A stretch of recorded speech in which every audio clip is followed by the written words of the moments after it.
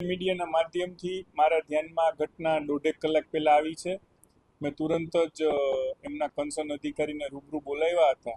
એમનું કહેવાનું એમ હતું કે એકાદ દિવસ 1.5 દિવસ પહેલા ત્યાં નળની લાઈન લીકેજ હતી, એટલે ચરેડો બુયરો તો કાચો છે, એના ઉપર બીજું કંઈ કર્યું નહોતું, માટે આ ઘટના ઘટી છે. પરંતુ જે કામ જે રીતે થવું જોઈએ એ રીતે નથી થયું, એ વાસ્તવિકતા છે.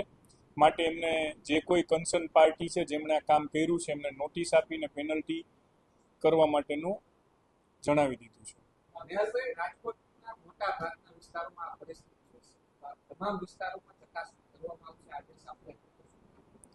જ્યાં નજર સામે આવે છે બધા જ ચકાસણી કરવાના હોય જ છે.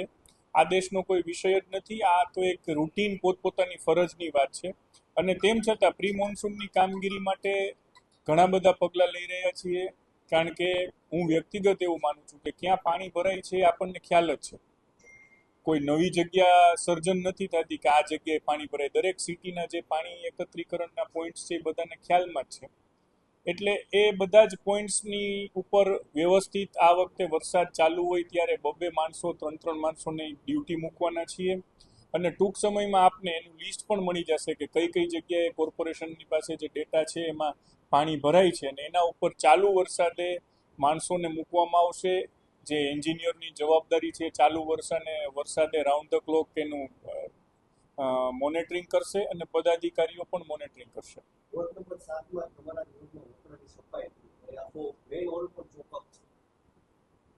બે દિવસ પહેલા અમે ડ્રાઈવ લીધી ત્યારે પણ બહુ ક્લિયર કીધું હતું કે 70% જેવું સફાઈનું કામ થયું છે. એટલા માટે કે કોર્પોરેશનના તંત્ર દ્વારા 15મી જૂનની ડેડલાઇન સેટ કરવામાં આવી છે કે ત્યાં સુધીમાં બધી પ્રી મોન્સૂન કાર્યવાહી થઈ જશે.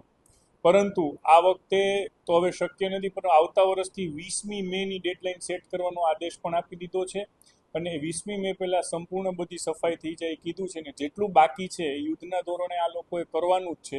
તમારા ધ્યાનમાં પણ જે વસ્તુ આવે અમારા ધ્યાન ઉપર મૂકજો, એટલે એ પણ થશે.